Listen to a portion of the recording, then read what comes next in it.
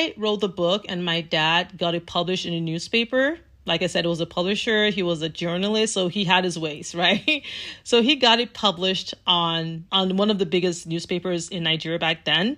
And I got paid at 8 years old. I got paid for my story because it was kind of like a series. It ran for like a couple of months and I was so stoked. I think I had like a copy of it somewhere in Nigeria, but I don't think I have that anymore. Unfortunately, I wish I did. And I could actually show you guys like a little snippet of it.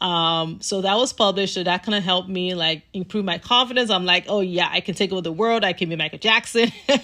I can be whatever, right? So I grew up. So that was when I was in elementary school. I was 8 years old. I got my story written, my little book published. And then I started to navigate through high school, which was secondary school. High school, honestly, I was in my best period because, of course, a teenager trying to understand yourself. I didn't have a lot of fun in high school, and I really don't have any stories about that because I literally just went through it and graduated. So at the point when I went to college, so I went to college the very first time when I was 17, because in Nigeria, you graduate a little earlier than students here in the United States. I graduated at 17, and then my first college, because I've had multiple degrees, my first college was in a state outside my city.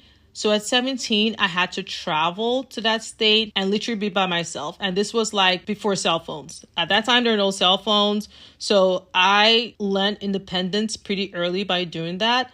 I went to a college outside my state, and then I, was there, would learn how to live by myself, learn how to be independent, learn how to pretty much fend for myself. So I was there for a couple of years. I graduated with my first degree, and that was in theater arts.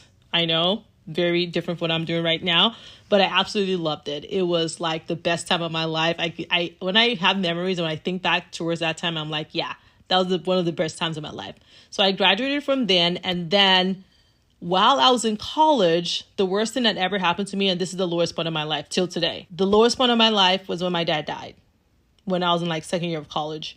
I thought I couldn't survive it because, like I said, he was my best friend. He was someone that I could talk to. We thought similar. Everything I am today, I think I got 98% from him because we're so alike. We talk the same. We almost walk the same. We have the same visions and everything. So when that happened, I felt like I was like completely by myself. I felt the world had ended. There was no hope. There was no one to motivate me, no one to, hold my hands or anything. So I just felt completely alone. Of course, I still had my mom and my siblings, but it was just not the same. So after that, I graduated from my first degree, like I said, in theater arts, and then I started working. I graduated pretty early because I did like a 2-year program in my first degree. So I graduated 2 years after, and then I started working. When I started working,